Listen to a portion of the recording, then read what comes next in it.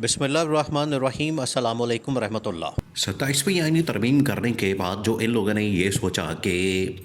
اب نون لیگ اور Peoples party بڑے ہی اطمینان کے ساتھ، بڑے ہی سکون کے ساتھ اپنی طاقت میں اضافہ کر لیں گے اور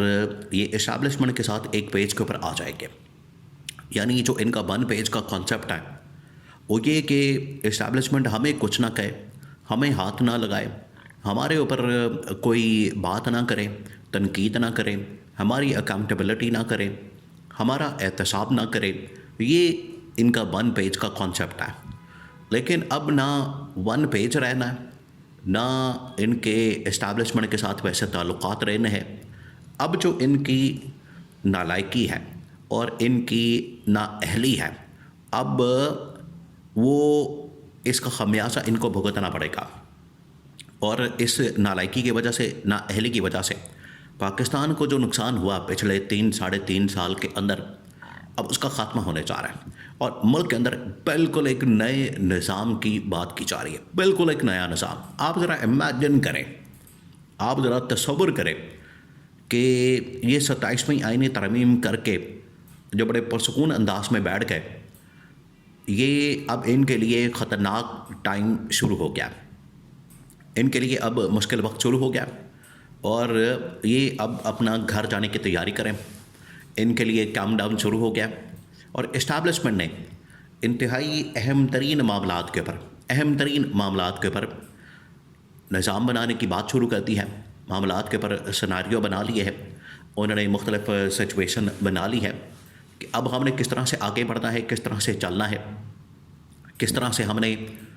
پاکستان کے اندر اسٹیبلٹی لانی ہے،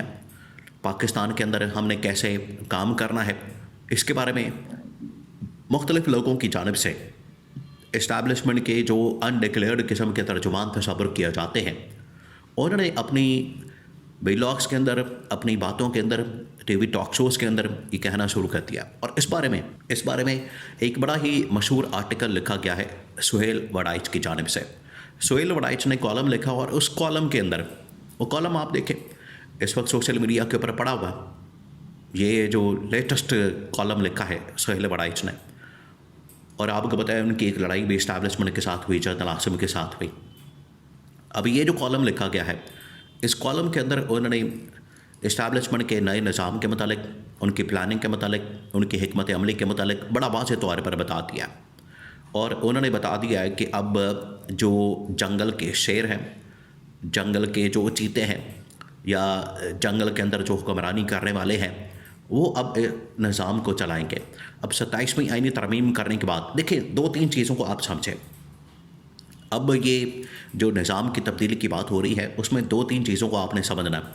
نمبر 1 یہ کہ 27ویں آئینی ترمیم میں بینیفٹ کس کو ملا؟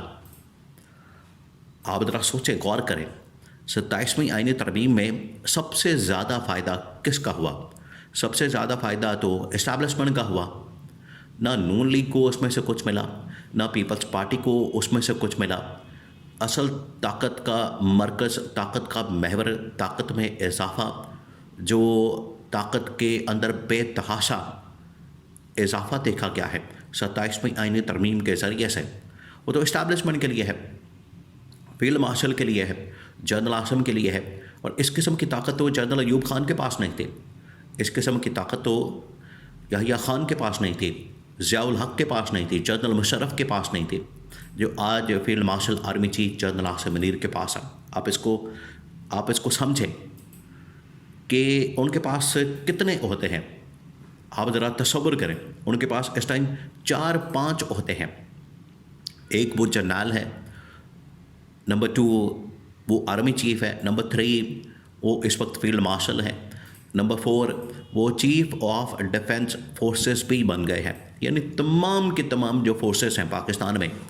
آرمی، نیوی، ایئر فورس، پھر اس کے بعد انٹیلیجنس کے ادارے، پھر اس کے بعد جو ایٹمی پروگرام کو چلانے والے ادارے ہیں، وہ تمام کے تمام اس وقت فیلڈ مارشل کے کنٹرول میں آ چکے ہیں۔ یہ بھی ان کے پاس ایک اہم ترین پوزیشن ہے۔ تو اس قسم کی طاقت ہونے کے بعد، اس قسم کی پاور ہونے کے بعد، کوئی آپ سوچ سکتے ہیں کہ وہ گھر بیٹھ جائیں گے آرام سے؟ اور اپنے دفتر کے اندر بیٹھ کے کام کریں گے، بلکہ وہ ملک کا نظام اب ڈائریکٹ سنبھال چکے ہیں۔ اس قسم کی طاقت جو ہے وہ پچھلے چاروں ملٹری جنرلز کے پاس نہیں تھی۔ وہ زیادہ سے زیادہ صدر بن جاتے تھے یا پھر آرمی چیف بن جاتے تھے، زیادہ سے زیادہ چیف مارشل لا ایڈمنسٹریٹر بن گئے، اس سے آگے معاملہ نہیں گیا۔ لیکن یہ جو موجودہ آرمی چیف ہے یہ بہت زیادہ طاقتور اور مضبوط بن چکے ہیں، جس کی وجہ سے اب نظام کے اندر تبدیلی، نظام کے اندر یہ کس طرح سے ہوگی؟ دیکھیے، اس کے لیے اب باقاعدہ طور پر کیمپین، باقاعدہ طور پر اس حوالے سے پروپیگنڈا کیا جائے گا، باقاعدہ طور پر اس حوالے سے میڈیا کے اندر بات کی جائے گی کہ یہ نظام ڈیلیور نہیں کر پا رہا۔ اگلے چند دنوں کے اندر آپ یہ سنیں گے کہ یہ نظام ڈیلیور نہیں کر پا رہا، یہ نظام بالکل ایکسپائر ہو گیا ہے، اس نظام کے اندر اتنی سخت نہیں، اتنی طاقت نہیں، اتنی ہمت نہیں، اب یہ ڈیلیور نہیں کر سکتا، جس کی وجہ سے نئے نظام کی ضرورت پڑ گئی ہے اور اصلاحاتی پروگرام اب جاری کیا جائے گا۔ تو اس صورت میں اسٹیبلشمنٹ اپنا ایک پورا پروگرام جاری کرے گی۔ ہو سکتا ہے کہ پارلیمنٹری ڈیموکریسی کے اندر اگر رہ کر انہوں نے کرنا ہے تو اس کم از کم نون لیگ اور پیپلز پارٹی کی یہ جو باری لگی ہے ان کو فارغ کر دیا جائے اور ایک نیا سیٹ اپ قائم کر دیا جائے، یا پھر بالکل ہی نیا صدارتی نظام قائم کر دیا جائے، صدارتی نظام ہی نافذ کر دیا جائے اور اس میں نئے صدر کا انتخاب کیا جائے گا، نئے وزیر اعظم کا انتخاب کیا جائے گا، ان کو لا کے تو سسٹم کے اوپر بٹھا دیا جائے گا، ان کو لا کے تو یہاں پر ان سے کام لیا جائے گا اور ان کو گھر بھیج دیا جائے گا، کیونکہ ان کے ہوتے ہوئے، ان کے رہتے آپ ملک کے اندر بہتری کا تصور بھی نہیں کر سکتے، ملک کے اندر بہتری کی کوئی گنجائش نہیں ہے، جس کی وجہ سے ان کو گھر بھیجنے کا اب باقاعدہ طور پر اگلے 2 سے 4 دنوں کے اندر آپ میڈیا کے اندر بات بھی سنیں گے اور اس حوالے سے چیزیں بھی سنیں گے کہ اب تبدیلی آ رہی ہے۔ اب یہ جو تبدیلی آئے گی یہ اسٹیبلشمنٹ کی جانب سے آئے گی اور اسی کے اندر ہی عمران خان کی رہائی چھپی ہوئی ہے، عمران خان کی رہائی اندر اس کے شامل ہے، کیونکہ عمران خان کو جیل میں رکھ کے، عمران خان کو اس طرح سے پابند سلاسل لگ کے کبھی بھی پاکستان کے اندر پولیٹیکل سٹیبلٹی نہیں آ سکتی، اور اسٹیبلشمنٹ نے یہ سیناریو کے اندر رکھ لیا۔ یہ 27ویں آئینی ترمیم کے بعد جتنی طاقت ان کو مل گئی ہے، اس کے بعد انہوں نے اب اس بات کو سیناریو کے اندر، سچویشن کے اندر ڈال دیا کہ عمران خان کی رہائی کے بغیر پاکستان میں اب پولیٹیکل سٹیبلٹی کا تصور بھی نہیں کیا جا سکتا۔ تو یہ انہوں نے اب پورا پلان تیار کر لیا،